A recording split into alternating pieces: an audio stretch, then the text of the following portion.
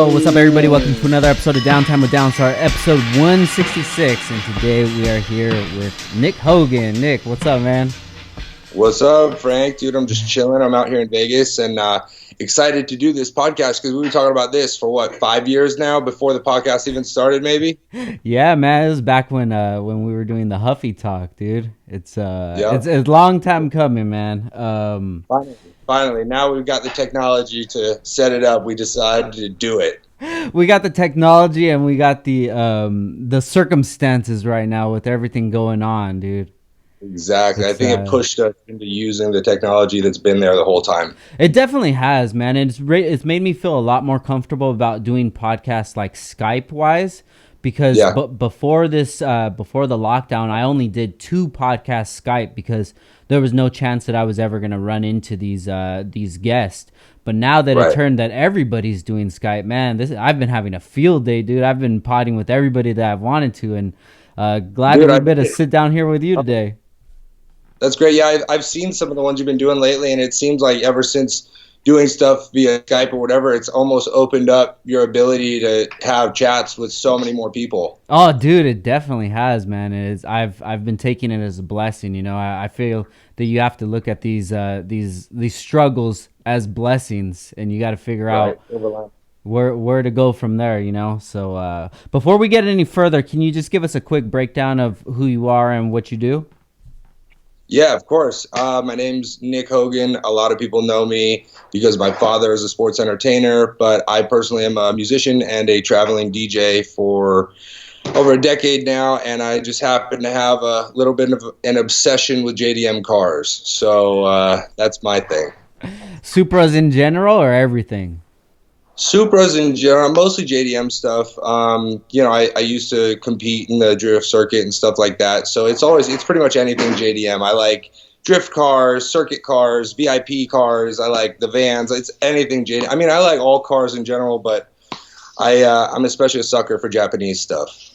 I love it, man. You spend a lot of time in Japan? You know, I've been twice. Once with my dad when he was, or when I was about 13. I begged him to go to Tokyo Auto Salon. So we went because he used to wrestle in Japan. He lived there for almost 10 years, so he still knows a lot of people there. And I was begging him, and he knew enough people. It was actually kind of an easy trip for him to make. So we went to the Tokyo Auto Salon in 2003, and then I went back a couple years ago in 2014 just to go have some fun and just go experience the culture a little more. And I love it. I can't wait to go back. Oh, dude, it's so awesome, man. My first auto salon was maybe 4 or 5 years ago. And ever since then, I've been hooked, dude. I love it out there. Yeah, well, you know, I went to Auto Salon in 2003, and obviously the show's much bigger since then. But when I went back in 2014, I went to this thing at Fuji Speedway called the R's Meeting, which is pretty much like every GTR owner from all over Japan gathers at Fuji Speedway once a year. It's like a GTR meet pretty much, but there's like a festival of like, you know, all the vendors and stuff, and pretty much all the top tuners bring out the legendary cars, all the new stuff they're working on. And it also happened to be the 25th anniversary of the R32. So they had a lot of the people who were involved in producing that car there speaking. Obviously, I couldn't understand it because it was all Japanese. But it was cool. It was fun. The souvenirs I got for 25th anniversary of the R32 GTR from that R's meeting was really cool and such a unique experience. I mean, it's hard to explain, but even SEMA or Tokyo Auto Salon, you know, you see a lot of variety, but to see so much variety of one chassis was incredible because you'll see, you know, go somewhere, oh, there's 10 GTRs here. I mean, there are over 1,000 at this thing. So it's like, I mean, you look at the pictures, you know, that Speed Hunters, you know, has of even old R's meetings, and it's like a row of like 100 Bayside Blue R34s next to each other. And it's really unbelievable to see. So it's a cool experience. 2003, man. How old were you back then when you went? I was 13, and that was the auto salon. So I was like kid in a candy store, and this is like before even I think phones had cameras, maybe before that even or something. I remember I'd go through some old box and I'll find old, you know, like disposable developed film from the pictures at Auto Salon. And I'm like this chubby 13-year-old kid like drooling on every car there. Man, dude, I was just watching some old videos of you right now, and I was watching one where you were in Formula Drift. I think you were about 15, and you were waiting for your 16th birthday because you were going to start driving the Dodge Viper. Whatever happened with that? That Team Mopar eventually, I did a lot of events with Mopar with the Viper, and a lot of events went really good. Some of the events didn't go so good. There's video evidence of that, but there's the Team Mopar eventually pulled out of drift. Gotcha. Dodge just didn't really see a future in it at the time, and it was kind of at the time right before that whole recession happened, and people were kind of pulling away from motorsports in general. And at the time, Dodge just didn't see the budget justify the results of what they were getting out of the sport at the time. And I think the sport was still in its infancy here in the States, and when they decided to, pull their sponsorships from the whole team and pretty much back out of drifting completely is when I went and I started messing with these and, got my own 350Z and kind of kept competing with my own car and stuff. But then eventually, it's came to a time where I just had other stuff I had to focus on, and I still got my Z, so you never know. I might pop out and hit some amateur events here and there. Yeah. But that's how all that kind of came to a head, was that Mopar really just pulled out their sponsorship for the drift program. Got you. So at 13, how were you even aware of what was going on in Tokyo, like for Autosalon? I think I'm just like one of those people who gets like obsessed with something, and I will really dig into it further than most people usually do. And I always loved cars. My dad had cool cars while I was growing up, and he didn't really have the exotics because he didn't fit into them, but he had muscle cars and old schools and just fun stuff. And he had a lot of friends with cool stuff, and one of his buddies had this Lamborghini dealership, and he owned a bunch of crazy custom Studebakers and you name it. So I was always around all this kind of cool stuff. And then growing up, some of my I used to play hockey, and my hockey coach had a Civic Si. I was like, oh my God, back then. And it just kind of grew on me. And then with the kind of growth of the tuner culture, with the movies and the video games and everything else, it was almost like sensory overload. I had a lot of access to the magazines and, Gran Turismo and Tokyo Extreme Racer Zero and all these games at the time, and then the movies and Fast and Furious. And the culture really exploded in the early 2000s, and that's right around the time that I was like a sponge soaking all this stuff up. So, my dad was into it too because he liked cars, and he was kind of unfamiliar with Japanese stuff, but I was into it. And some of these car shows, you could go and see muscle cars and stuff that he liked too. So we just made fun out of it, and we'd go and do car stuff together. And then eventually, I guess I bugged him enough to buy a Supra and start messing with it. So if it was up to him, what would you be driving? He's a Mopar guy. He's the Hemi guy, so he was stoked when I was driving the Viper. And, I'm still a Mopar guy. I got a Ram outside, and my girlfriend actually is a Mopar freak too. She's got a Hemi Challenger that we're about to slap some twin turbos on. No way. Yeah, so shout out Turbonetics and Hellion Turbo. They're sending us the kit, and it's a 5.7 Hemi, and she's stoked, and we're going to put the turbos on it and try to do around 500 at the wheels. So she's like burnout queen around here. I can't get her to stop doing burnouts, but we still got a little bit of Mopar in the family. But yeah, it's he's like a Mopar guy, and he's had his variety of stuff, but when it really comes down to it, he's had a 68 Charger with a 528 Hemi in it for like 20 years. That's like his baby. He just got a 69 Roadrunner, which is the exact same car that he had in high school. This down to everything, the trim, the options, everything. No the way. Same. And then he bought another 69 Roadrunner that's all black, and he's having a built 440 put in that. And then he's got some Caprice that what's his Caprice, a 66, babe? I think it's a 66 Caprice, and he's putting like a 500 cubic inch motor in that. And he's just off the wall. And then he calls me the other day, he FaceTimes me, and he shows me this trailer backing a car off, and he goes, look what I got. He just got a numbers matching original 71 446 pack CUDA. Oh. And I'm just like, he's obsessed now. And not to mention, he's got a Demon and a Hellcat. So he's like off the wall with the Mopar stuff. He has a Demon and a Hellcat? Yeah, so look, if it was up to him, I'd be in something Hemi powered. Man, and my truck has a Hemi, so he can't complain too much. There you go. That's funny, man. Yeah, I've really fallen for those Challengers, dude. Especially like the Hellcat. I love that car, man. But Oh yeah, the only problem with that to me is it's so hard to distinguish if you're not a car person from right. a Hellcat, a Demon versus just the regular base model, you know? Right, you got to pay close attention because the trims are so interchangeable. Now they're putting the wide body on the Scat Pack, and Ah, it's getting. I mean, they're kind of giving people what they want. You can kind of roll into a Dodge dealership with any budget and kind of get the cool looking car that you're trying to get, without having to spend the money for a Demon. yeah. So it's cool on Dodge's part that they're offering so much, variation, for the model lineup of the Challenger. But I had, back in like '09, I had one of these, an SRT Challenger that was one of the. I think it was Forgiato or Asante did the custom big wide body, and it was like that year that the new Challenger came out, and there was just wide body Challengers everywhere at SEMA.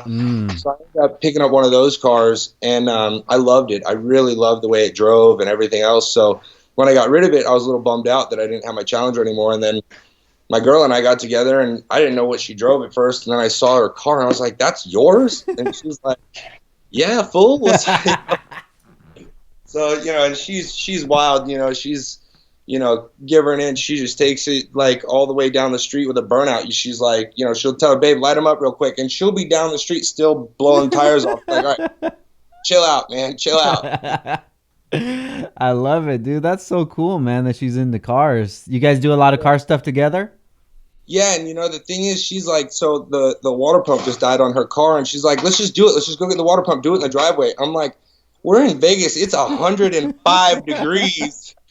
The driveway is probably 130. Oh, I said, let's move some stuff away. Let's try to do it in the garage. But yeah, she's, even when we talked to Turbonetics about putting the turbos on her car, and I was just thinking, oh, we could figure out the install. She goes, no, send it here. I want to do it. I want to do it. Cool.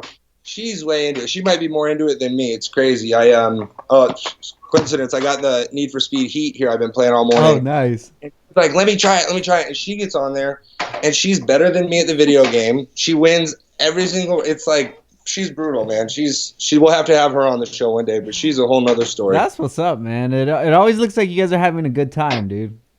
We do, it's like we have a lot of, stuff going on in business, and it's crazy all the time, but, we tend to have fun somehow through all of it, Yeah.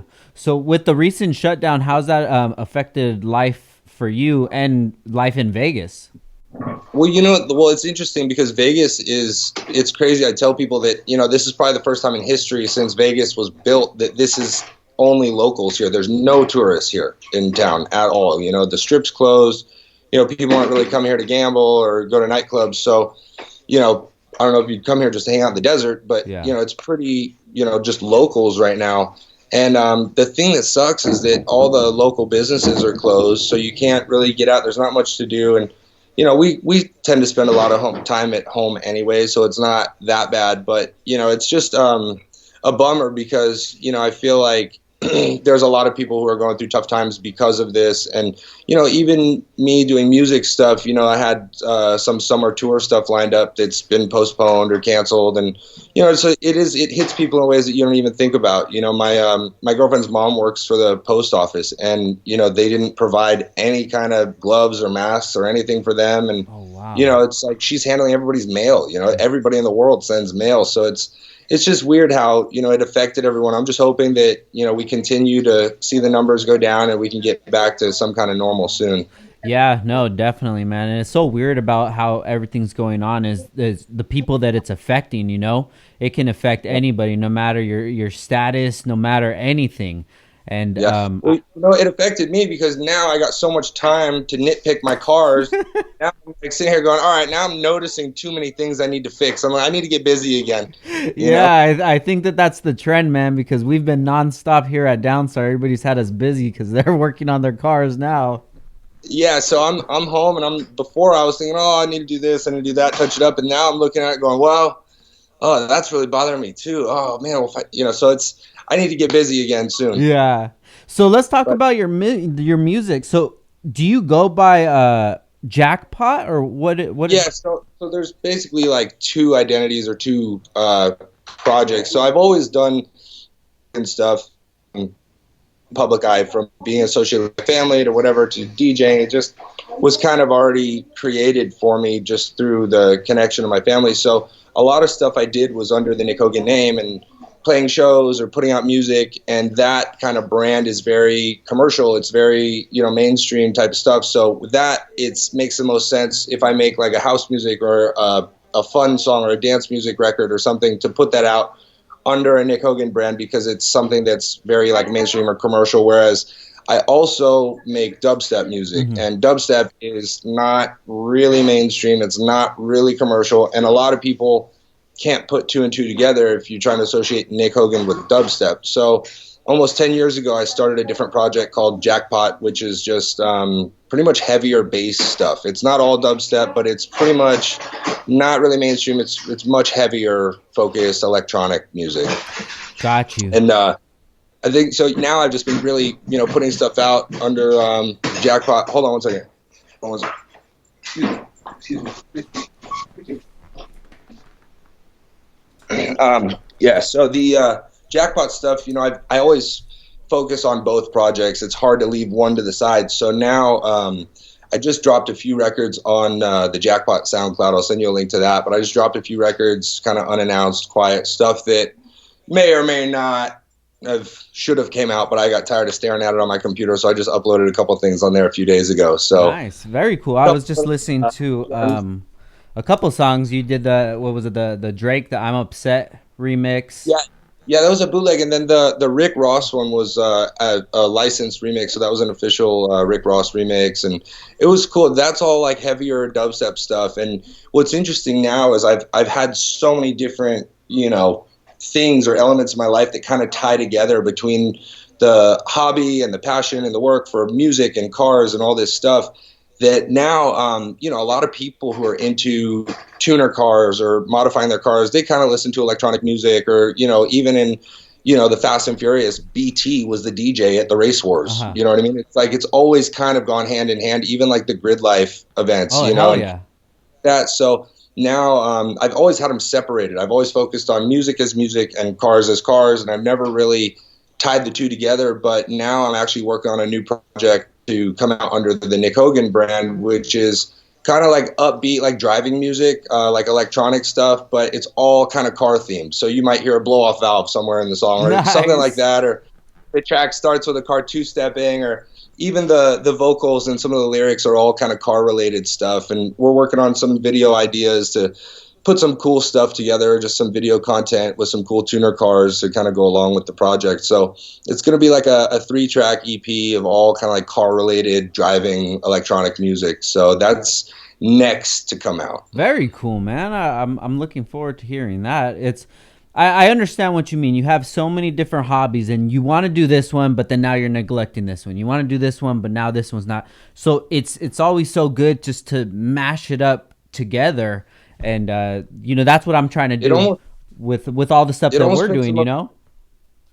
Yeah, it almost makes the most sense to do it like that, because when you try to separate the two things, or the two objects, it's almost like you have to focus too far in either side. Whereas when I started bringing the two together, when I'm writing music and I'm thinking about car stuff, it almost helps me to think through certain stuff. Even if it's not related, it'll give me an idea of something I should do for my merch line, or something here. If I'm working on something with, cars, it'd give me an idea to put into a song. So they kind of feed each other in a way that I never really imagined. Very cool, man. So moving to Vegas, did that help out your music career? Oh, tremendously. So I'm managed by a company called Wise Guy Management that's based in Vegas here. So I'm a lot closer to the people I work with. And that's just even, for communication's sake, it's just nice to be closer and feel more comfortable with the people you work with. But focus-wise, it's, moving out of, I was born in LA, so I'm always kind of like wanted to be around LA and have family and friends there and stuff. But moving away from LA gave me a little bit of focus, because I have I tell people I live in a castle in Vegas. It's not. It's just a nice bigger house, the same price I'd pay for my apartment in Hollywood. But I've got like a half acre of property, and I could park 50 cars in my backyard, and I have enough rooms that I ended up. My girl helped me build my own studio here at the house, so it's actually given me like a workspace. Whereas before I was like building my studio in my living room in my apartment, and it's like, it's cool, but it's nice to be able to separate things. When you want to relax and watch TV, you don't want to be staring at your turntables and your work and thinking, oh, I should, so it's been really helpful I've had a lot of growth and creativity and focus since moving here. Very cool, man. Have you picked up any residencies awesome. Or anything like that? So actually, yeah, we, like I mentioned, some of these summer shows were kind of postponed. So what I'm doing now is my dad has a brand called Hogan's Beach. And my dad's always been like a beach guy because, he's from Florida, and I grew up kind of on and off California and Florida, and we'd be on the boats and the beaches and stuff. So my dad always tells people, when he stops wrestling, he's just going to be a professional beach bum, So he started a beach store called Hogan's Beach down in Florida, where you go and, there's wrestling merch and wrestling themed stuff, but you can also buy beach balls and sunscreen and towels and whatever. And then he did a restaurant like 6 years ago, Hogan's Beach Restaurant, and I went down there to check it out, and they had volleyball nets. I said, Dad, you should wipe that shit out and put a stage over there and, bring some DJs in. And we did it, and it turned into this like legendary party that we did in Tampa called Hogan's Beach. And we had Skrillex and Chainsmokers and Carnage, and like we were booking huge acts there. And city ordinances kind of got in the way and complaints, and we had to close down. But now we've partnered with Hard Rock Properties, and we're kicking off Hogan's Beach parties again. And the Hogan's Beach parties are going to be held at the Hard Rock Properties. So first one is Hard Rock in Tampa, and then we're talking about Atlantic City and Hollywood, Florida, and stuff like that. So that's kind of where the residency or the tour would be now, is that rather than focus on doing individual club residencies, I'm kind of working on putting together like my own festival touring brand with the Hogan's Beach parties. Damn, that sounds dope, dude. Hell yeah.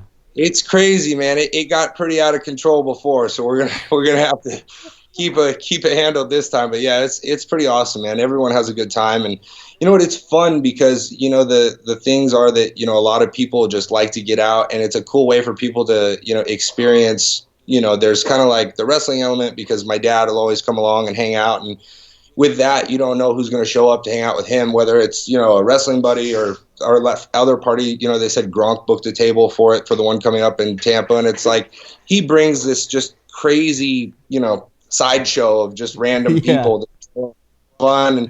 And with my crew and my friends and the music people, it's just always a really fun mix-up of talent and people and artists and really good stuff and good vibes. So it's unique is how I'd describe it. It's definitely an experience that you couldn't find anywhere else. Dude, I would look forward to come checking something like that out, man.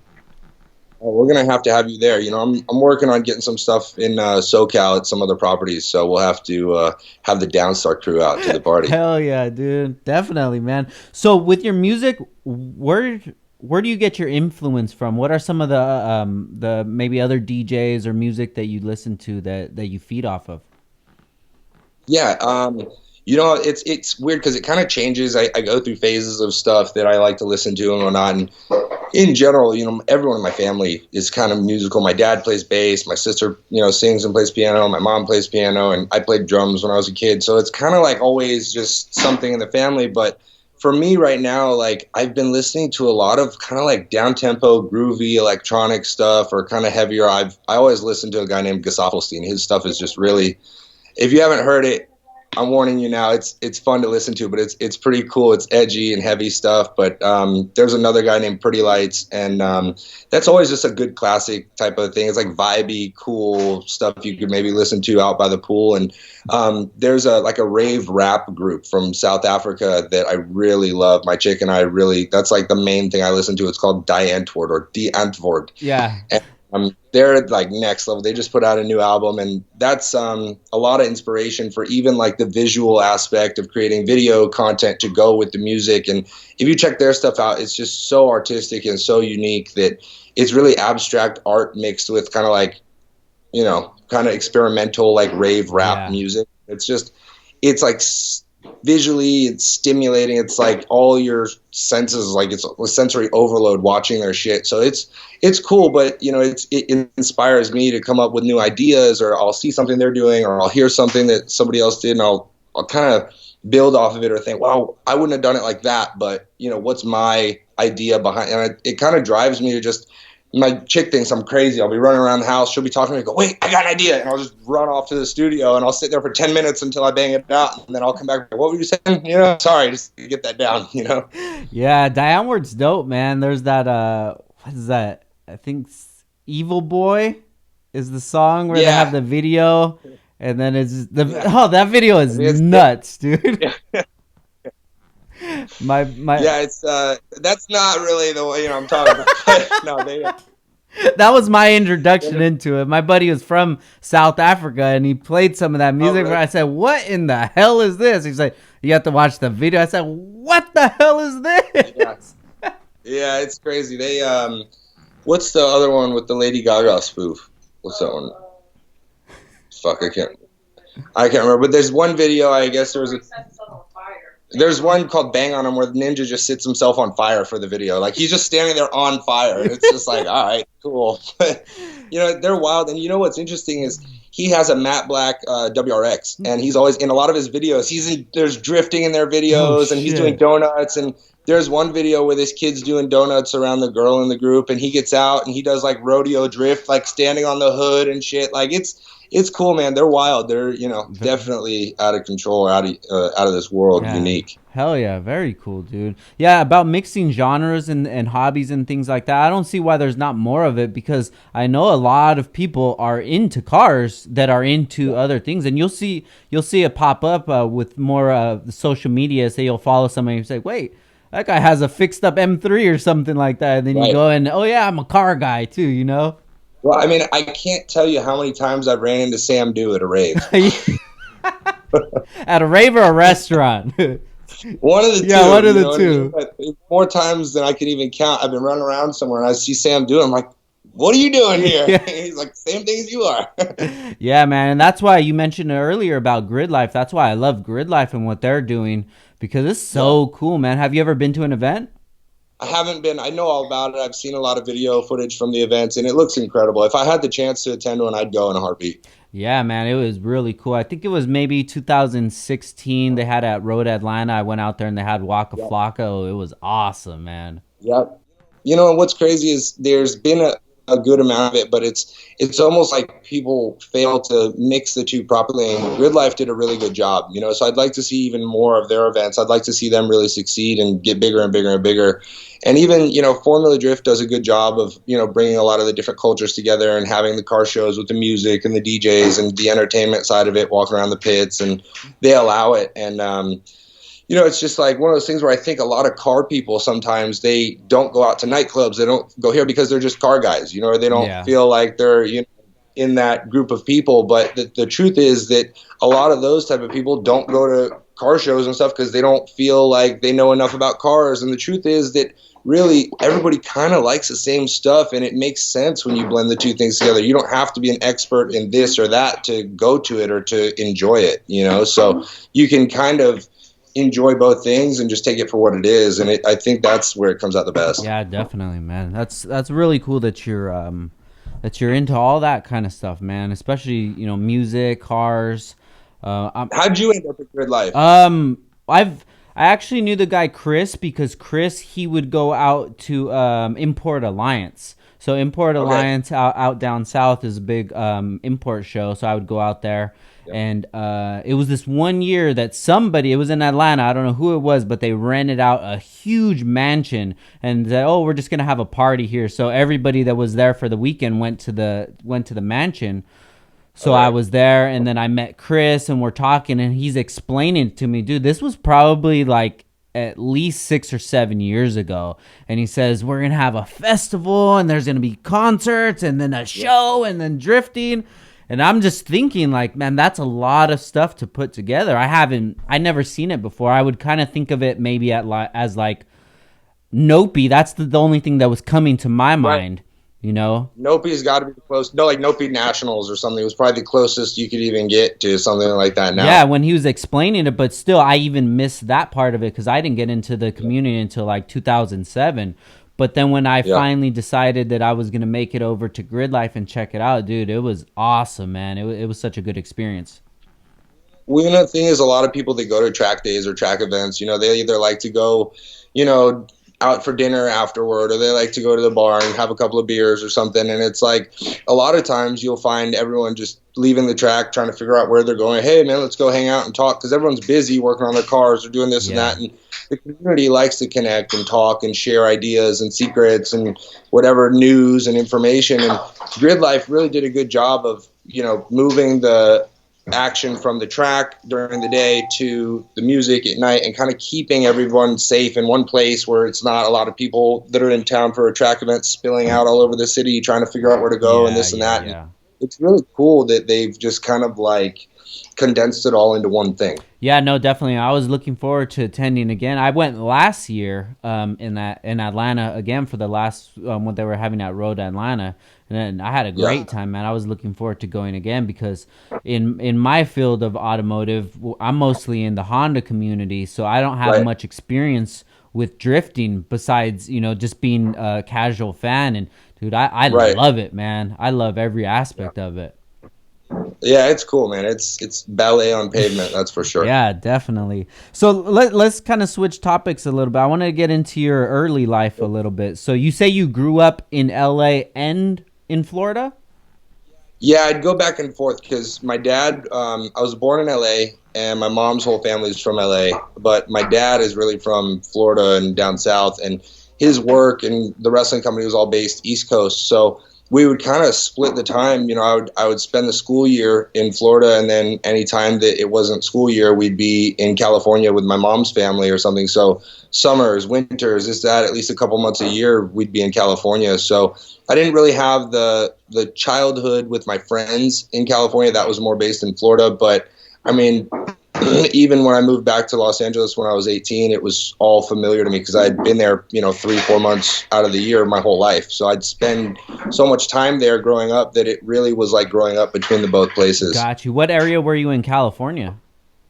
The Valley, near kind of out by like Woodland Hills area or Northridge. Okay, cool. So San Fernando. Yeah, San Fernando. And then in Florida? Van Nuys, and I was born in Van Nuys. Oh, okay. So yeah, San Fernando, right?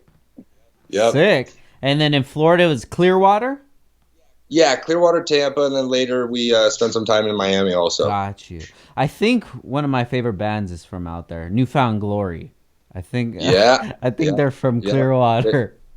Yeah, I you know what's funny is like they are, and everyone down there knows them too. It's like everyone's like they're like hometown guys. Yeah, hell yeah. Did you ever get into any of that kind of music? Yeah, like I was saying, I played drums before any of the DJing or producing music or any of that, and I was really into rock and roll for a long time. But it was more like kind of like I'd be listening to either like Motley Crue or like a Van Halen or like then later it was kind of like there was some like Offspring and Papa Roach and stuff like that was more like 90s 2000s stuff I'd listen to. But then somewhere around turn of the century, I just took a hard left into electronic music. Yeah, I feel you, man. I feel you. So, what did you gravitate more towards? Was it Florida or California? It's hard to say. I was really like into Florida stuff when I was growing up because we grew up near the water, and I love being doing wakeboarding, surfing, boats, all that kind of stuff. And it was cool because the car scene in Florida was huge, and it still is for a long time. And some of the fast Supras and breaking stuff is from Florida and Texas, and Titan Motorsports in Florida, Real Streets in Florida. There's so many legendary tuners from Florida that the car scene was always really healthy there. So I was always really plugged into the car scene in Florida. And then, California-wise, it's different. Like the SoCal car scene, unbeatable too, but it's just so vast and unique. And you see a lot of different things in California that you wouldn't see in Florida. So it was like really tough because I remember like Florida, we'd go places and just see these crazy, outrageous, fast cars, or some guy'd have a 2,000 horsepower Grand National. And oh, wow. What the fuck? And all of a sudden we're in California somewhere, and I remember being like 11 years old, and my dad's friend, we were just out visiting one of my dad's friends, and AMG used to have a building near Newport Beach, California. And I remember walking in there, and they had a R34 GTR, like maybe when they're brand new, you could still buy one at a dealer in Japan. And I didn't even know what it was back then. I'm like, yeah, this Nissan can make 1,000 horsepower. And we're like, what? And there's just so many different things that I wouldn't have seen that wherever I was at in Florida versus stuff I saw in Florida that I didn't see here and there. So it's tough to say, what I kind of gravitated towards, because it was like both of them had such a appeal in a different way, so I just kind of took it for what it was and enjoyed the best of both worlds. Yeah. So with you traveling from coast to coast, and then the success of your dad, did at what age did you realize that your life was a lot different than everybody else's? When I would win every conversation about my dad can beat up your dad. No, it was honestly the kids at school made it more weird than anything else. Everything at home was like really normal because I didn't know anything different. Dad comes home with, a broken nose and, this and that. It's like, all right, whatever. Dad went out and beat up his friends, like cool. But, it was like really like the kids at school would like kind of act like, whoa, what's it like? And I'm like, I don't know. What's your dad like? It's like, it was normal to me because my dad at home was a dad. He wasn't Hulk Hogan at home. Yeah. So it was like if I went, on the road with him when I was a kid, it was almost like watching my dad do his job was almost like same thing as me going to play pretend on the playground with my friends. It was like, all right, dad's having fun, but at home he's, responsible. He's being a dad. He's making breakfast, taking me to school, whatever it was. So, it was kind of like a really normal upbringing as far as my dad being a dad, but it was times where, my dad would go to work, that he'd be in a stadium and all this, and people make a big deal out of it, and people would, try and rush his car when we were leaving somewhere. And that was kind of like strange because I didn't see anyone else that I grew up around going through that kind of thing. But it was always just kind of like explain to me that, my dad is, he's really talented at what he does, and he works really hard, and he's we have a lot of respect for what he does, and just try and understand what it is. So my parents were really good about explaining that kind of thing to me and trying to keep me at least grounded with the perspective of what's going on, and my dad was always a really, really awesome dad at home. So it's it was cool. It was I think just around maybe like middle school is when it just got like I started to realize like, all right, these kids don't understand that my dad doesn't come home and body slam me. You know what I mean? It's like, yeah. Or twice, I don't know. When did you start getting into wrestling, or did you like the storyline and following it? I did growing up, and then as a teenager, I was getting more and more into it, and I had a few different times, like just the training and stuff like that. And then I was 20, I was going to a wrestling school in Burbank out in California, and I kept dislocating my left shoulder. I've dislocated this shoulder almost 90 times. So I've gone to a doctor. It's a really, really invasive surgery, and I mean, one step below a shoulder replacement because all the cartilage is torn off and there's nothing to stitch back. So it's kind of like a big downtime. No pun, but. And it was happening around the time that I was kind of like my DJ stuff was really taking off, and I had dates booked and stuff, and I couldn't really cancel shows to go have a surgery where I couldn't use my arm. And it was just one of those things where I had to put some of the wrestling training on the back burner because I was, doing good with the music stuff. So I've done the training, and I've gone to a couple of the different wrestling schools, and I love it. And my dad and I talk here and there, and we still entertain the idea of, seeing how my shoulder holds up to go bounce around in the ring and stuff like that. So you never know because we talk about it every few months. But right now I'm just trying to get some of this music out. And then once that's out, maybe I'll go bang around in the ring over here in Vegas. There's a really good school here called Future Stars of Wrestling. And I've been in touch with those guys. So you never know what could happen. That's cool, dude. Is that something that you would want to dabble in the future? Oh, yeah. I've always wanted to. I love it. And it's like one of those things where like, I'll go to the, I go to the gym and stuff, and I'll be lifting weights. And when I'm in the gym lifting weights, I'm always thinking like, all right, I'm preparing to wrestle. Like I'm always training the way my dad trained, that like training for sports entertainment or that kind of athleticism. So when it comes, I'll be ready. Yeah, hell yeah. So when you were younger, were you a fan of the storylines that were going on and other wrestlers? Kind of not so much a fan of the storylines, but I was a huge fan of The Rock and John Cena and Stone Cold and, this Sting. I was like, I loved all the 90s classic wrestlers and stuff like that. I was born in 90, so I missed the 80s era of wrestling. But, 90s and NWO era was like really, really big to me, because that's when I was like really immersed in it. Yeah, I was just watching. Man, I haven't seen it forever, but when on WCW, when Hulk Hogan announced that he was on NWO, that was so sick, dude. Mm-hmm. That was such an exciting time, man. Just Yeah, it really was. I remember that happening like it was yesterday, and there's so many moments like that it was like I didn't understand it at the time, but I could feel. I remember what the energy felt like of that moment of like when my dad. I didn't know what it meant when he's like, "Oh, I'm gonna be a bad guy," and I'm like, "Okay, whatever, go have fun, go beat up your friends," you know what I mean? And all of a sudden, like I'd never. I mean, I'd see people throw this and that to the ring, but the amount of shit that they threw in the ring that night was like mind blowing. I mean, and they didn't care. They were just guys getting hit with beer bottles and shit. They just didn't care.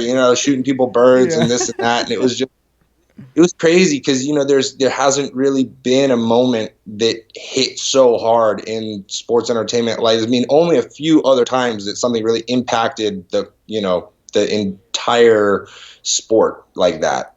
Okay, everybody, we're gonna take a quick break for our sponsors, and we'll be back in 1 minute. We all know that there's tons of places you can buy your car parts at, but when you really need help, who's in your corner? When you need parts for your Honda, you need to visit HeelToeAuto.com. Since 2002, Heel-Toe has built a reputation for service and support. Let me repeat that, guys. Since 2002. It's 2020 right now. That's a long time of experience, man. These social media slingers and copycat web stores can't match Heel-Toe's professionalism. Heel-Toe even offers a complete OEM store for all your genuine parts needs. Whether it's for show, race, or just a badass daily, remember that HeelToeAuto.com is in your corner. And guys, if you're on Instagram, make sure you check them out at Heel-Toe Automotive. Please go to their page right now, add them, and comment that you heard them on Downtime with Downstar podcast. Next up is Downstar. Downstar is the premium leader in dress-up hardware and engine bay accessories. We have all the nuts and bolts for all your screwing and nutting needs. From engine kits, transmission kits, mount kits, clutch lines, brake kits, t-shirts, skateboards, hats, lighters. Damn, we got it all. We actually have too much, guys. So if you can, please come over and buy some stuff at downstaring.com or check us out at Instagram at Downstar. Make sure you give us a follow. Now, back to the show. Yeah, no, definitely, man. Yeah, when I was younger, we used to go to Monday Night Raw, SmackDown, and then some of the pay-per-views. I remember I went to WrestleMania 2000. In Anaheim. It was in Anaheim. Wow. And the ticket, it was like this big. It was huge. Yeah. And I think WrestleMania is in LA this coming year. So if, as long as we can come out of this coronavirus situation. Yeah, dude, I've been wanting to take my son. He's not into wrestling at all, but it's like I feel it's an experience, dude. It has changed now. I think not so much the wrestling business, but I think the world around it, meaning social media, news travels faster. People are a little bit more, up to speed, and they feel like, maybe like sports entertainment is more of a niche now rather than so much of a, mainstream entertainment form. So it's I don't think the wrestling business has changed, but I think that nowadays kids have, it's more of like a niche audience versus so much like a widespread, everybody in the world watches it. Now it's like more so there's a core fan base of wrestling fans. Yeah, no, definitely. And even though he doesn't watch it, I still want to take him one of these days just to experience it. The thing is, dude, is even if you don't watch it or if you've never been, going and seeing it in person is totally different. I mean, it's so incredible. I mean, they have saying, in wrestling, if people are fans or they kind of believe all the storylines, they would call them marks back in the day, and that was like comes from an old carny lingo. Because wrestling, in the early days, they would be at carnivals or festivals, and they'd pick up some lingo from the carnies and stuff. And if a rich guy would come in and spend money on all the games, they'd put a chalk mark on him, and they call him a mark. So that's kind of like gullible fan, this, that. So I go to the wrestling things, and I always tell people, man, I'm a total mark when I go to the wrestling events, So I'll go to even, shows that are just local shows that aren't WWC or WWF or WWE or WCW or any of that stuff, and just local promotions with, 100 to 200 people. I'll be screaming, taking signs, doing this, and I mark out harder than anyone. Oh, So I hell love yeah, it. dude. It's really fun in person. It's different. I tell people it's like hockey. I used to play hockey, and I cannot watch hockey on TV. But if you go to a hockey game in person, it's electric. It's so much fun. That's funny that you say that, because I was just thinking that right now. It's just like hockey. I don't watch hockey. I've never played it, but I've been to games, and it's fun. I don't even know what's going on. Yeah. I don't know how you get a touchdown in hockey or whatever, but it's fun to watch. The puck looks about this big from. Yeah. I don't know. They're all just skating around. Hell yeah. Did you used to watch ECW? Oh yeah. Oh yeah. But that's the hardcore stuff, man. Some of it now, as an adult, as a kid, I didn't understand it, but now as an adult, watching some of the stuff these guys would do, I'm like, oh man, it makes my stomach turn. I'm like, holy cow. Definitely, man.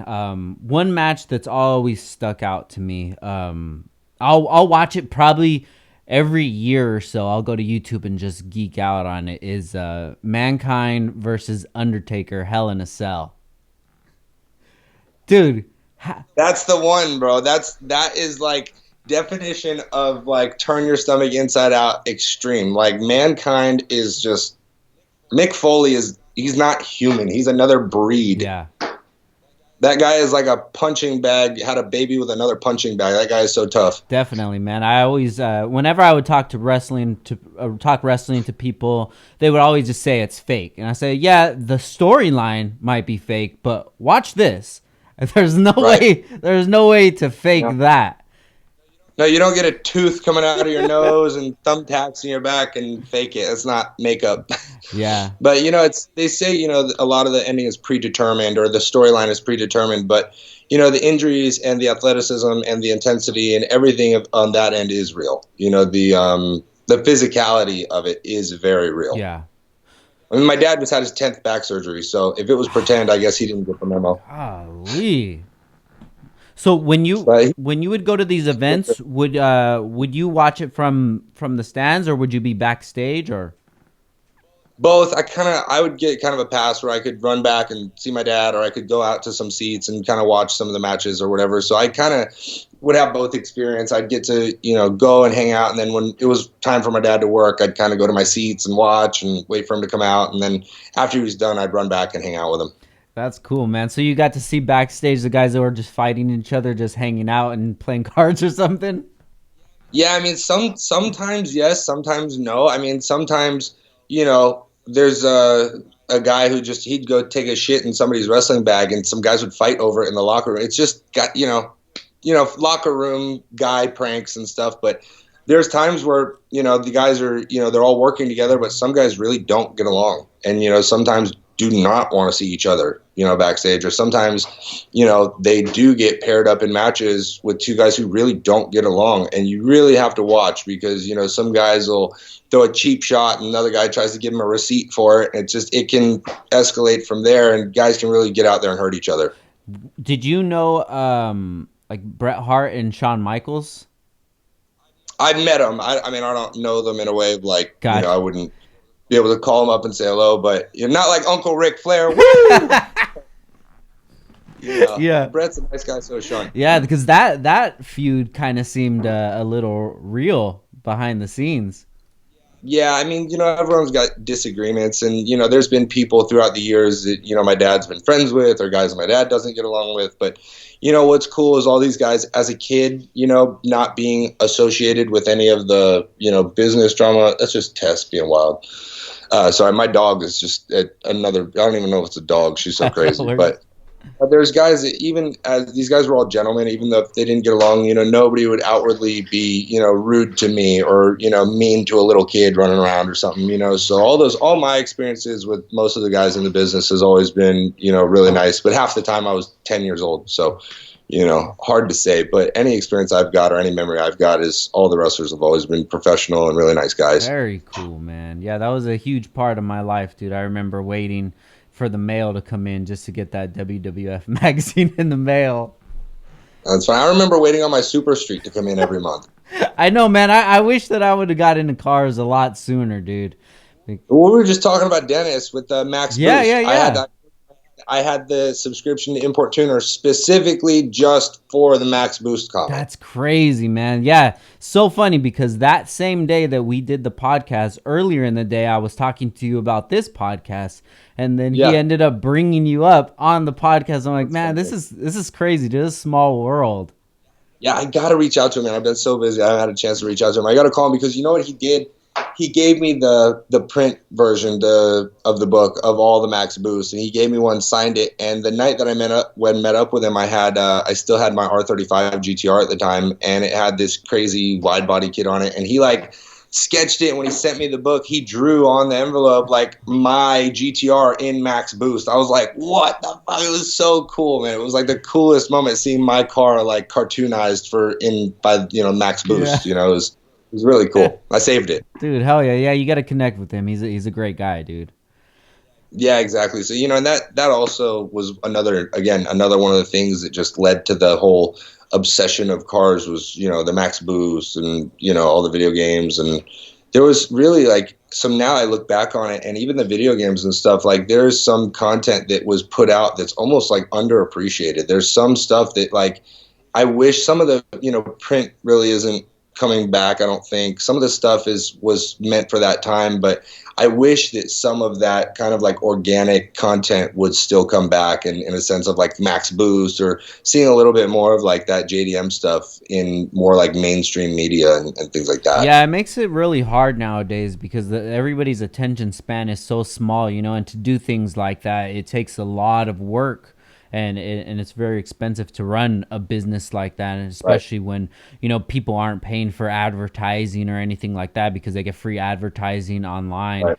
That was a real shame to see like the demise of the print. Yeah, and it's I agree. Like Sam Dew, like I said, I keep bringing him up. He's a good friend. Shout out Sam. But the cover of the next Super Street that was going to come out was Year of the Supra, and I saw that and I messaged him. I was like, man, I know it's not a book that got printed, but could you please send me that cover, a print of that cover? So he did, and he signed it, and I got a print of what would have been the next issue that never came out, And obviously it meant a lot to me because I've had my Supra featured in Super Street before, and I've had a different car of mine on the cover of Super Street, and it was cool to get that and have it personalized, and it was a very nice gift. Very cool, man. Yeah, Sam's a great guy, dude. Yeah, so, and plus his Supra is really, really nice. I mean, I don't know if you've seen it, but his build on his Supra is fantastic, too. So I'm like sitting here, I've got one of the new Supras also, and I've kind of been hesitant to do anything because I'm kind of one of those guys that's like, all right, let me see what everyone else breaks first, And then, the cars are actually holding up really well. Like nobody's really breaking anything too crazy, but, I'm still not sure what I want to do or what route I want to go with mine. But watching Sam just dive in head first, I was like, man, kudos to that guy because he jumped in right at the start of the release of this car, and his build came out like flawless and beautiful too. Yeah, no, definitely a nice build. He knows how to build good cars. Is there any other new Supras that you've been keeping an eye on? Any builds? Man, honestly, I think too many to count. But you know what really caught my eye and was like, if I was gonna, go balls to the wall, which the Supra, I drive it a lot, and obviously I have some of the other more extremely modified toys, like the older Supra, that's not as dailyable. Yeah. I guess anything's a daily if you make it one, but. I mean, anything's a daily. Shit, I drive it, I guess, every day. I'm not sure how far it'll go, but yeah. But the I really am been keeping an eye on some of the stuff coming out of Japan, and the Tom's kit, the TRD concept wide body kit was really nice. And then Gretty had a car at SEMA, which if I was going to take him, that was, I mean, with the way that, it just had some of that classic JDM style, how they took the intercooler from inside the plenum and went back to the intercooler in the front of the car, and the transmission being the sequential, and they kept the B58 motor, which I really love the B58. It's awesome. And it was just a really nice blend of like drift style build with kind of like old school theme meets new parts and new technology. And that's definitely by far my favorite right now out of all of them. I love all the drift cars that they're building, but Frederick Osbo's car that Steph is building is just unreal. That is by far my favorite right now. Yeah, that the Gretty one that Kenji did, awesome. That was my hands down favorite one at SEMA. Same. But then seeing the stuff that Steph's doing and the breakdown and just all that, it's insane. But what can you expect from him? I mean, you know. I know. Right? Shout out Steph, and back like I said, back to Mopar Drift. The guy who was running that Mopar team was actually Sean Carlson. Yeah, rest in peace. So, Sean, I was really close with Sean. We were like really good friends up until the end before he passed, and that's how I met Steph, was because Sean and Steph built the Civic all those years ago. Yeah. It was just interesting to see how Steph progressed from doing, drag racing to going into drift. And then he was driving the S2000 and now he's running the team. And his knowledge is just irreplaceable. The guy has just got such a wealth of knowledge and experience. It's almost like calming and therapeutic to watch his YouTube videos, because it's like, wow, it's like, that's what it would be like to build a car with no mistakes. Yeah, no, definitely. I was actually talking to my wife about him the other day, and I was like, I don't even know how to explain him to you, like one of the founders of this Honda community. That's just pretty much one of the only ways to say it. Yeah, as far as American tuners go, he's stuff of legend, that's for sure. My wife, she actually, she's such an idiot. She just texted me right now. I don't know if you can see this. Oh God! Oh, I can only see. I know that's me. I can't see much more than that. That's probably my friend Hood Gone Wild. I don't know where this picture was at. It was in Sunset Terrace and Thousand Oaks or something. I don't know.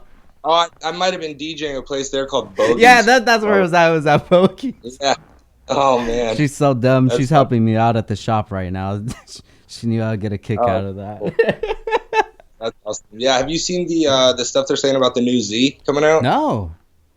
Dude, so I just saw some report the other day. The new Z is called a 400Z, and they're using the new twin turbo motor that they've got in the Q50 or the Q60, and it's supposedly some 400 horsepower twin turbo V6 and kind of like retro 240, 280Z styling, and it's all Nissan. I love the Supra, but I wish it was all Toyota. Yeah. But yeah, the new Z is going to be all Nissan. I have a Z, like I said, I have my drift car still, and the Z chassis is just unreal. So I'm really excited to see what happens with the new Z. Is it yours is a 350 or 370? 350. 350, got 350. It. Everyone always asks, is it DE or HR? It's a DE motor, and it's stroked to 4.2 liter, and it's got twin turbos on it, and it'll do about 630 to the wheels on pump gas. God damn. Do you ever take it to the strip and just light it up? No, what's crazy is like I've never really been like the drag race guy, because I'm like, my cars are always set up to blow the tires off them through fourth gear, and I'm like, all right, like, am I gonna go buy slicks really? Well, I guess I could just go do a 14-second burnout. Yeah.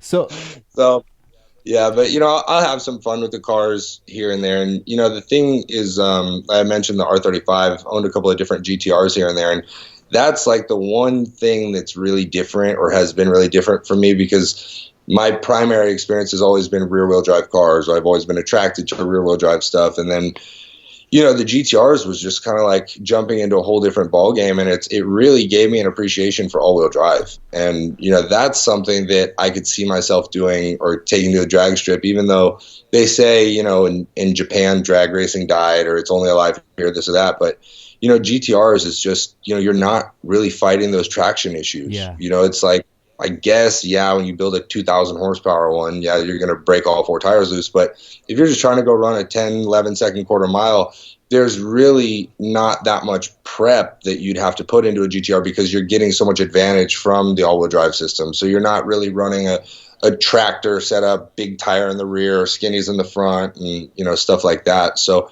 I think if I was going to go down that route, I'd probably know what I would use. I probably wouldn't be taking the Supra to the strip. I'd probably go in a GTR, but it's something that, you never know. I'm close to Vegas Motor Speedway, so don't tempt me. Yeah, right. It's right there, huh?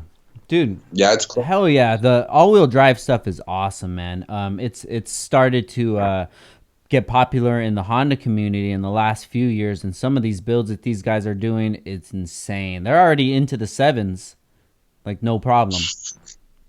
People don't know how fast that Yeah. is. That's ridiculous. That's ridiculous. Yeah, like I have a M4 BMW M4 with a full exhaust JB4 tuner and everything, and that car Right. doesn't even get into the 11s, and that car's fast, like for the street. Fast. Yeah, Yeah, sevens. it's fast. I can't even think what it would feel like to do a seven. Yeah, it at one point in time, my my Mark IV Supra was making like 800 something to the wheel, and it was so rowdy. It was like the car coming into boost would just jump lane. It was just so violent. And at the time, turbo technology hadn't really progressed that much. And the power band was like an on-off switch. It was like, lag, boost. And it was like, now I've dialed it back and the car makes around 550 to the wheel with a new technology turbo, thanks to Cybernetics.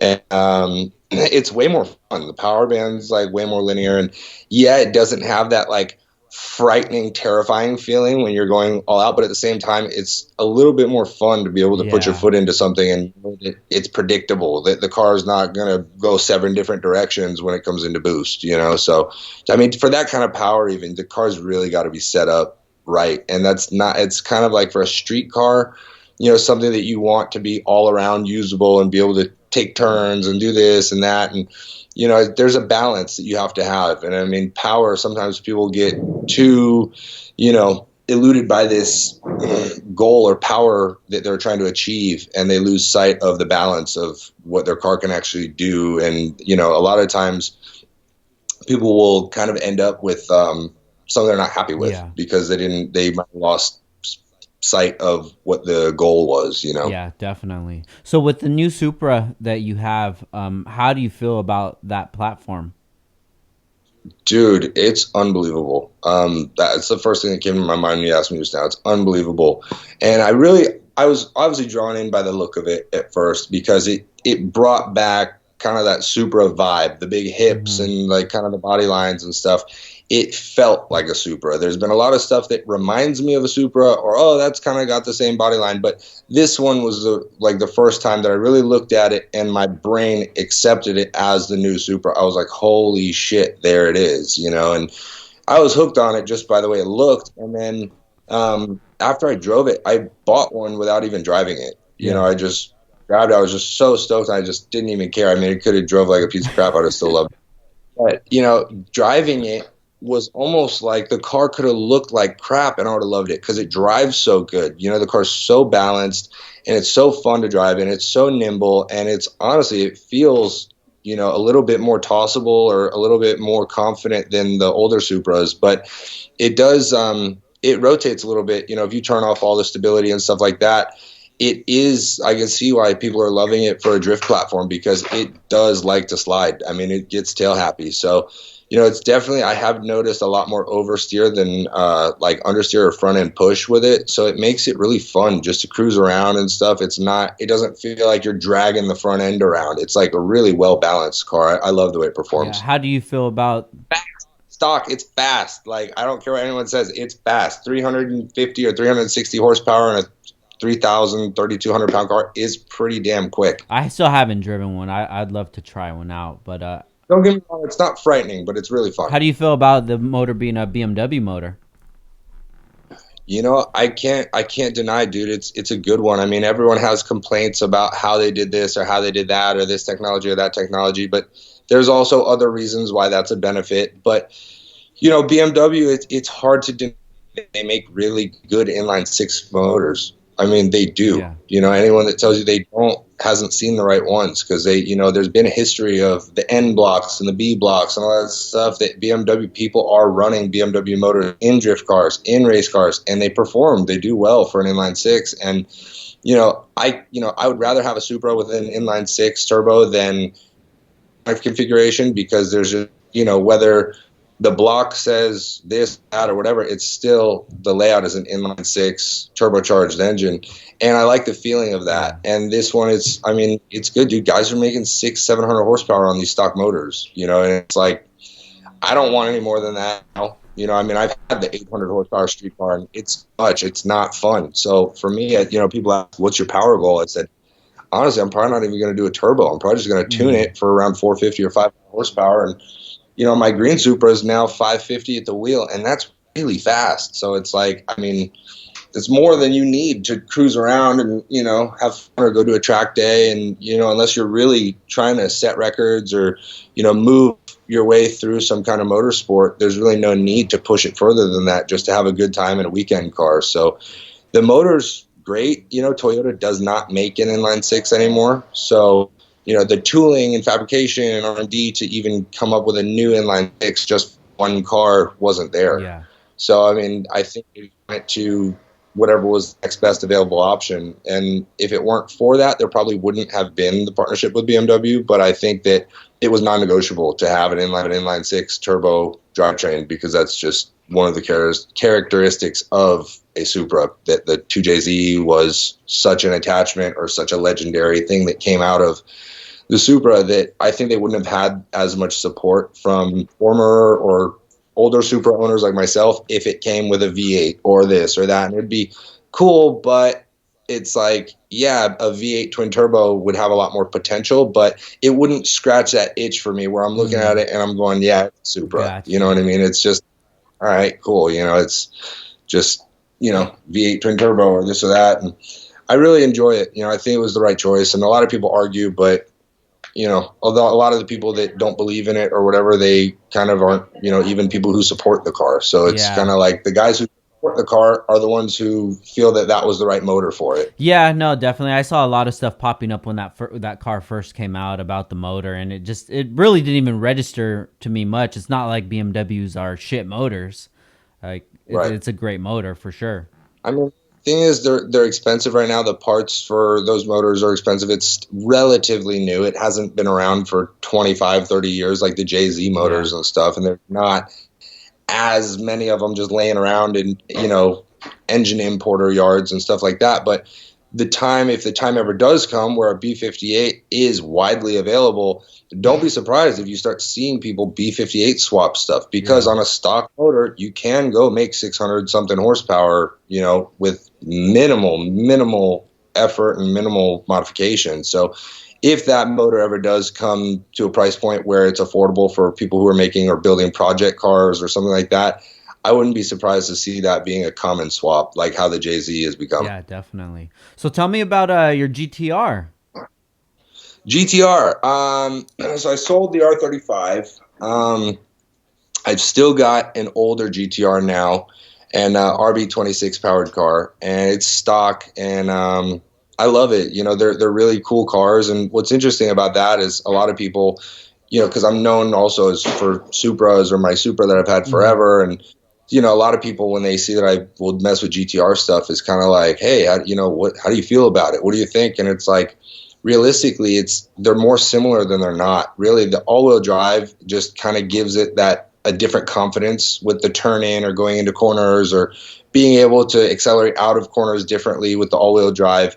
That is something that's really special and really unique to that car. But aside from that, kind of like the legacy GTRs, like the RB26 powered cars, it's really similar. You're talking about, you know, a 0.4 of difference in displacement of 2.6 liter to 3 liter, and it's twin turbo and makes around 300-ish horsepower, and, you know, inline six. They feel very similar in terms of driving, and, you know, the Supra and the R34 shared the same transmission. So even people who compare those two, you know, the transmission, even shifting, if you close your eyes, you don't know if you're shifting a Skyline or a Supra. It's the same transmission, you know, so they're really similar, and they're cool cars. And what's interesting about that is I've, through GTRs and especially the R35, I got to know a whole different crowd and group of people in the tuner community, because Hiroshi Tamura, who's the chief of GTR development now, and he was the product planner for the R34. I became friends with him. Like I mentioned before, we're talking about the legacy or the heritage parts program, and, you know, we had conversations about that way before that came out. But, you know, just getting to know people like that, and, you know, getting closer with guys like Sean Morris, because I'd meet Sean Morris back when I was like 13 or 12 running around Nopi Nationals, and I was like, and he was the Skyline guy, and we just became friends. And it's cool, you know, to have something in common, to connect with more people in the industry that you haven't been able to connect with them on before. So sharing knowledge, ideas, and cool stuff like that is something that the GTR really opened up for me. And the R35 is such a fantastic car. I definitely will have to get another one soon. Yeah, dude, I love that car, man. I've never driven one before. I really want to, but just You'll be hooked. You'll be hooked, bro. Don't do it to yourself. You'll get hooked quick, man. It's, you know, I used to drive it around a lot, and the only issue that I had is that I bought an early production car like in '09, and I kept having the transmission failures. And at the time, there wasn't as much, you know, development and as many, you know, options for replacement parts. And it was like either, hey, buy a new trans for $16,000 or send yours out to get rebuilt for 10. And it's like, I could have bought a turbo kit and an engine management system and this and that, and you know, been making 600 horsepower on my line or my, you know, it was hard for me to justify continuing to spend that kind of money for it. Was, you know, it wasn't delivering much more than I would get out of like a tuned Supra or something. They're great, and it had a lot of like, you know, I think the transmission is really fun if you've got the right one, and they're great cars, they're great performers, and they're really great touring cars. Like, get in it and drive long distances and stuff. They're fantastic. But, you know, to justify the price of the GTR tax or the parts or whatever it costs, I just couldn't keep spending the money when I was looking at my Supra or any of the other type of tuner stuff I had, that it's like, you know, a clutch for that is $1,000, a clutch for GTRs, you know, everything was double or triple. Even exhaust systems, you know, the nicest HKS exhaust system for a Supra is like $1,000. I mean, you buy one for a GTR, it's like $3,500. It's like, you know, so I just got to a point where it's a cool car, but I just felt like the money I was spending for my car hobby was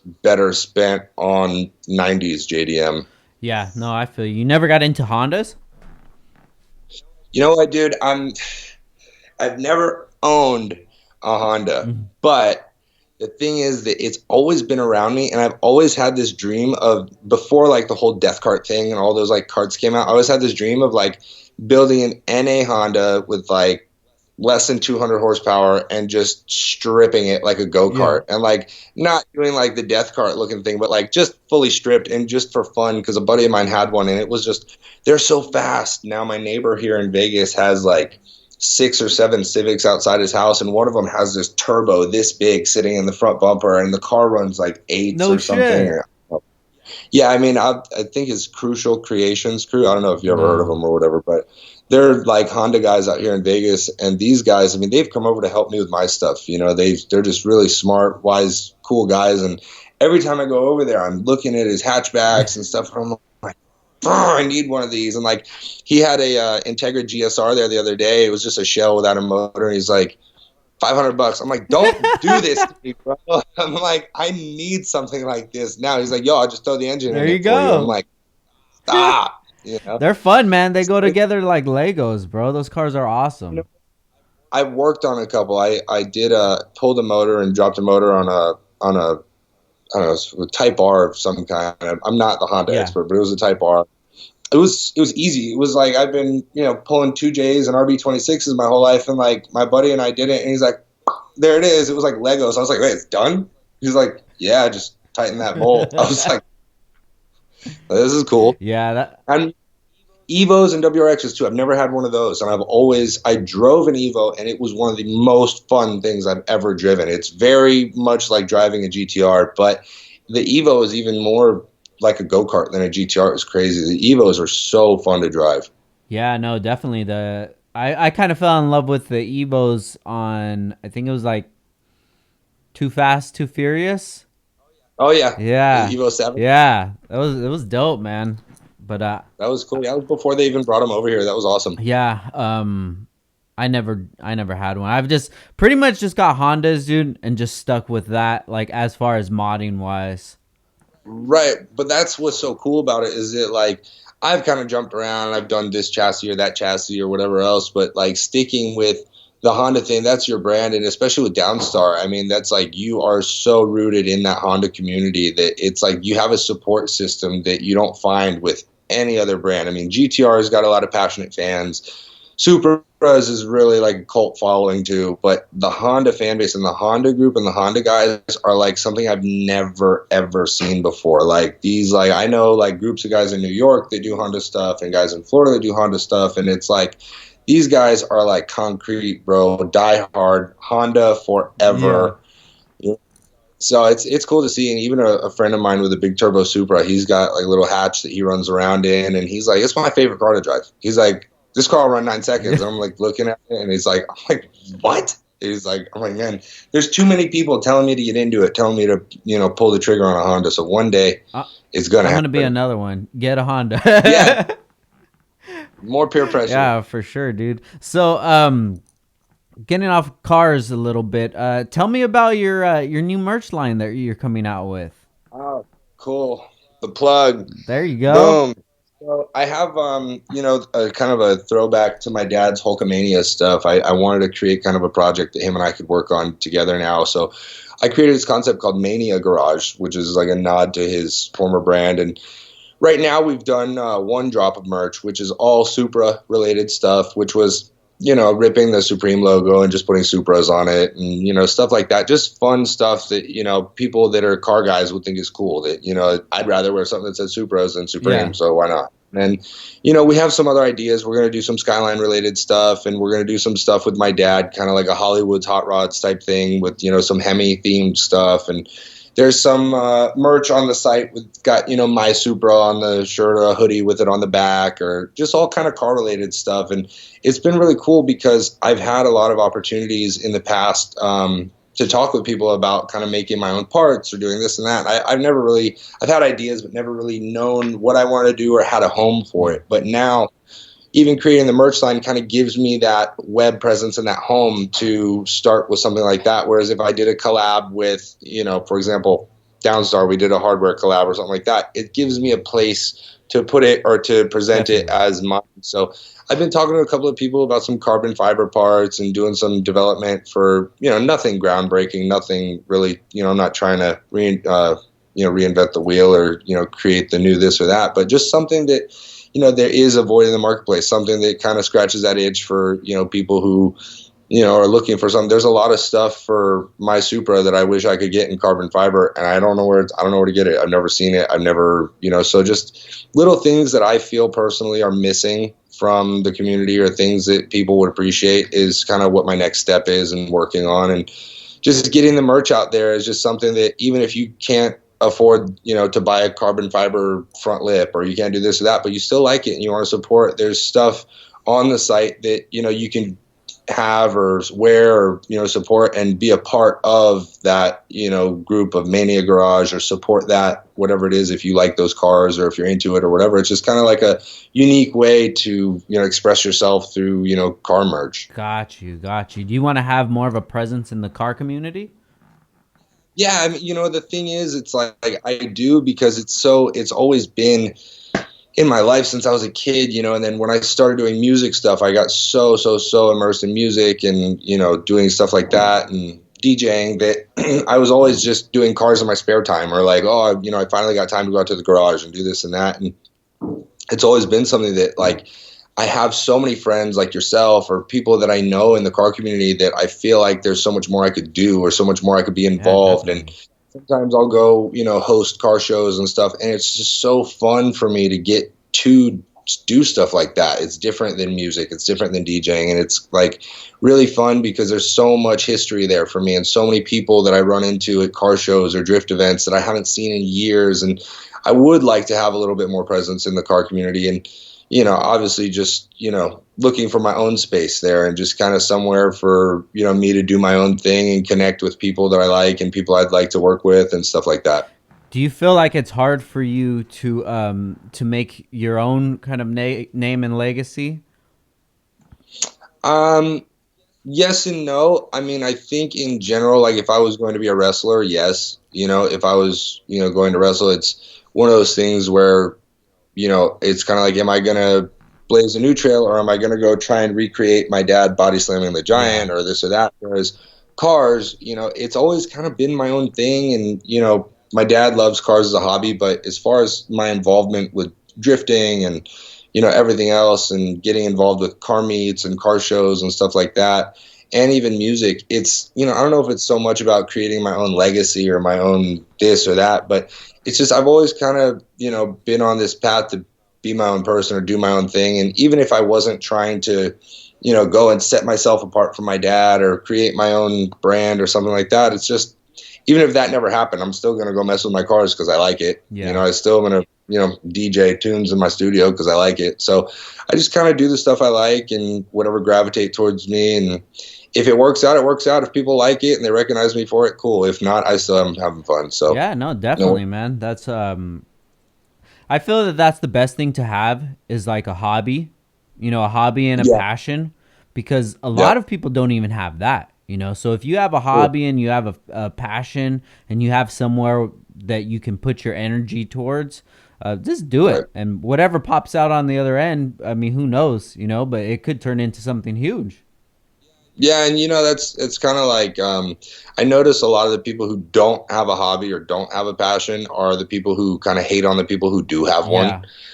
And it's kind of like, it's whereas I realize like me, I sometimes I'll find myself, talking shit or doing this, and I'll catch myself like, all right, I'm just being a dick.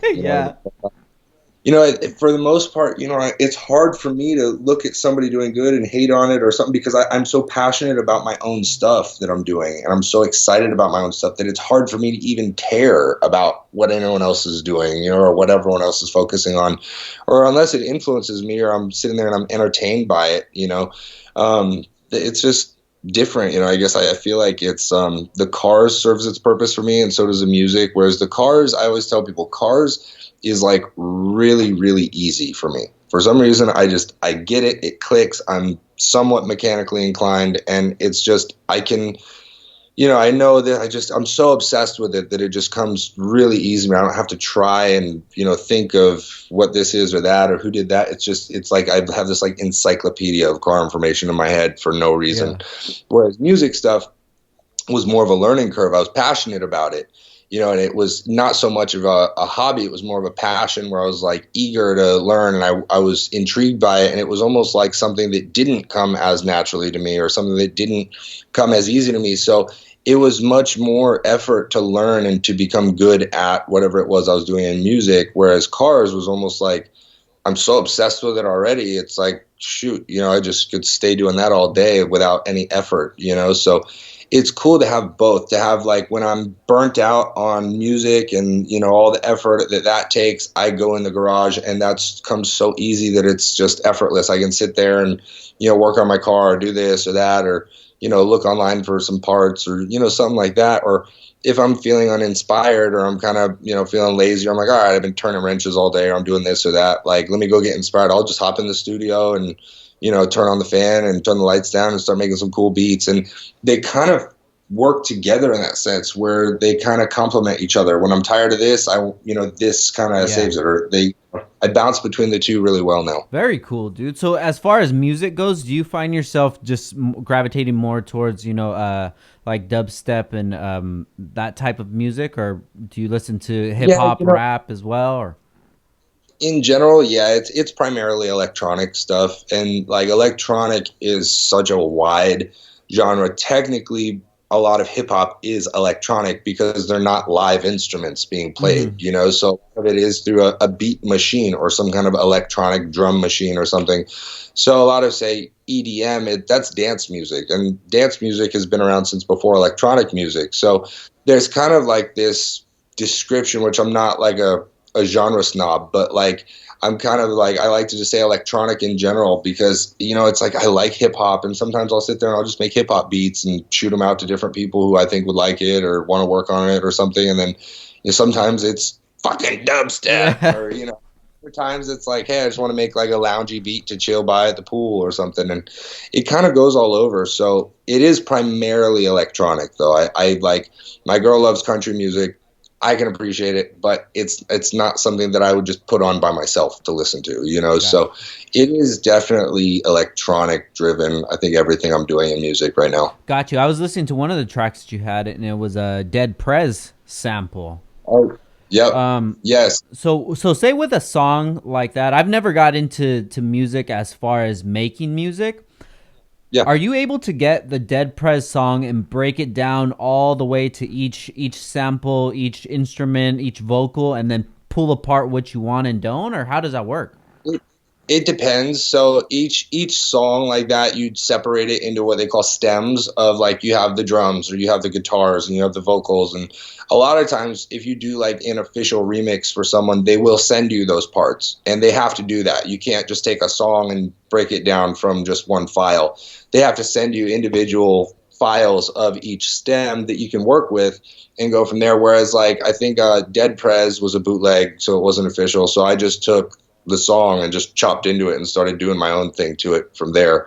And same with like the Drake bootleg, but the like the Rick Ross remix was official, and so they sent me all the stems for that. So it just kind of depends which song it is, or if I have the license, or if I have the okay or the agreement from whoever owns the record to send me the stems or to grant me that remix. But in general, a lot of the stuff I'll write that's like my own original stuff, I'm creating from scratch. I'm, putting my own drums, putting my own sounds, putting my own vocals, doing this and that, and doing all the engineering and arranging myself and everything else.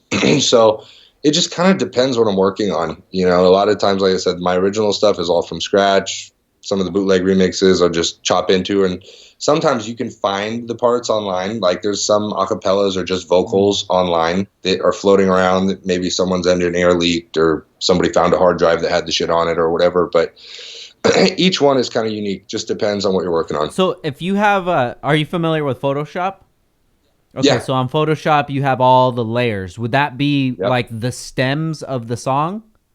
Pretty much. Yeah, that's a good way to look at it. You'd say, tracks or channels or, whatever. So you could, like in Photoshop, you have a layer for this. If you're putting text here and a light here and a, effect here and a light reflection or this, that, you'd have all the layers. It's pretty much the same making music, and it's linear. You have like a grid view as time goes on, and you can see which parts are playing at what time. What program do you use? I use Ableton. I've used a program called Pro Tools and another one called Logic before, but I seem to have the best flow in one called Ableton. It looks like Windows 98. It's like really like clunky looking, but the flow, it's almost really intuitive. It's like the only one that, if you're trying to achieve this, it's where you would think it is. Other ones is like some weird, back end menu, and it's like almost too much of a stop in the workflow to achieve what I'm doing. So Ableton is kind of like a godsend for me. And you have a studio at your house? Yeah, let's see if I can drag you back there. My chick made it really cool. Yeah. The dogs are in there, right? All right, my dogs might bark at us. Let's check it out. My studio. What, babe? Okay, I gotta turn the light. So we did this studio. It's my girl made it all like glow in the dark, blacklight stuff. And she took an idea from the Gone in 60 Seconds movie, how they had the list of cars on the wall in blacklight. Oh, shit, yeah. So I don't know if you can see it in here, but this is the studio setup. And on the wall, we have like a... Oh, I see it.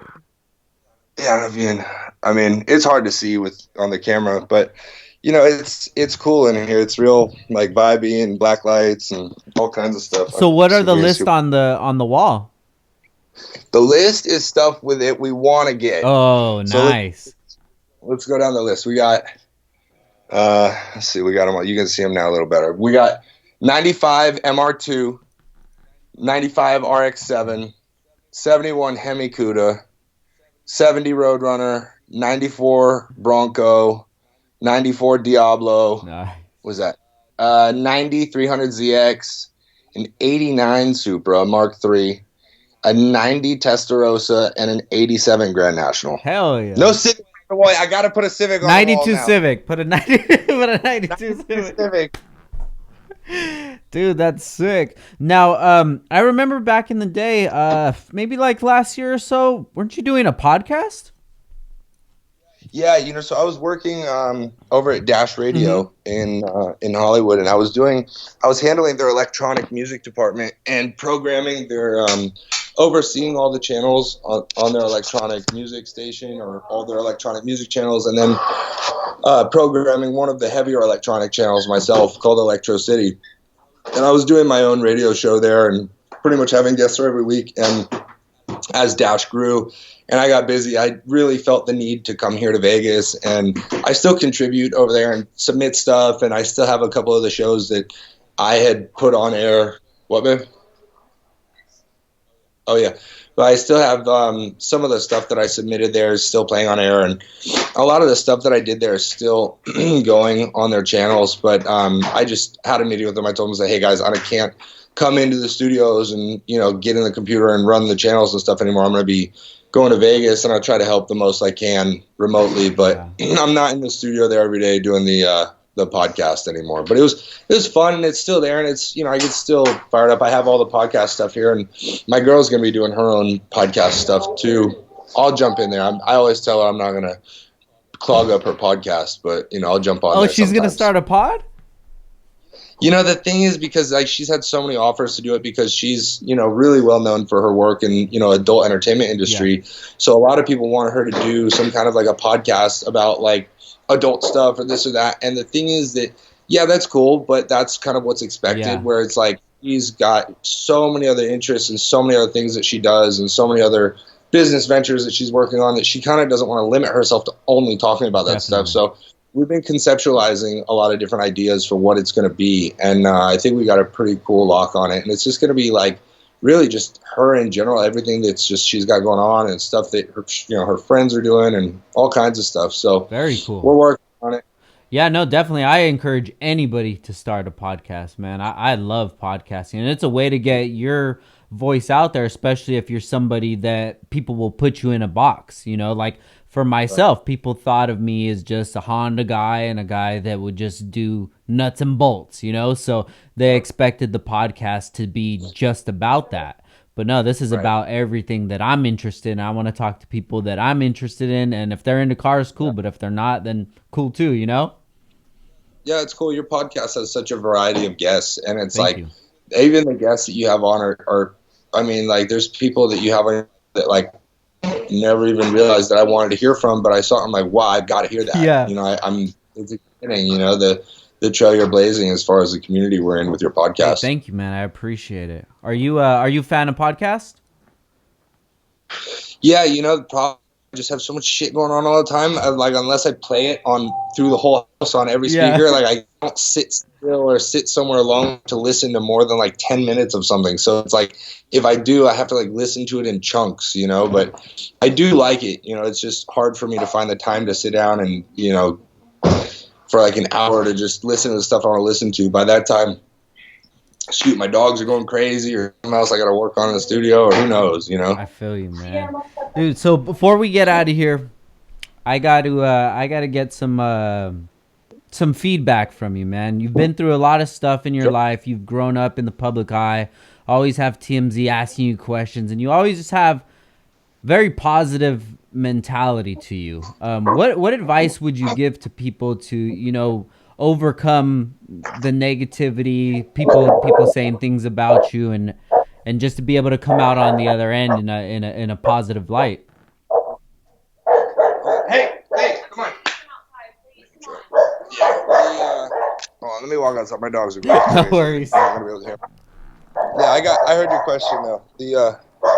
Basically, if I had to say, for people that are even facing any kind of adversity, I was really lucky, and I've had a really, really blessed opportunity for even my life in general with my family and my friends and everybody treating me the way they treat me. The people who love me really take great care of me, and I've been through whatever it is I've been through for whatever reason it was to learn my lessons. And the thing is that things don't last forever, and somebody's projecting something ugly onto you, it probably means that they have their own stuff to deal with, and you just kind of have to take a step back and observe the big picture and say, what, is it worth me defending something that I might be wrong or right, or is it worth me, taking offense to something that they probably don't mean? Or, it's just one of those things that I think you always have to keep the big picture in perspective, and you always have to kind of think about what is the end result that you want, and are the actions that you're taking or the steps you're taking or the things you're doing going to result in that outcome. So, I think, I've been, like I said, man, when I was young, got picked on by Perez Hilton and, all these blogs and people. And it's like, that stuff, it's just words. It's just, you hear it. And at some point, you hear so much of it, or you get so used to it or so tired of it that it loses its value. Yeah. And when people say things that are ugly or nasty to you that you've heard before, you're like, you know what? It's not true. Or the truth. Or that, maybe somebody just has the wrong idea, and it's not your job to go and correct everybody's opinion about you. That's, if they're, that's what they form, that's what they form. You can only do what you can do, and you can only go and take all the action that you can take. So anytime I have an opportunity or whatever, I always, try and look at the best outcome or look at the positive in it.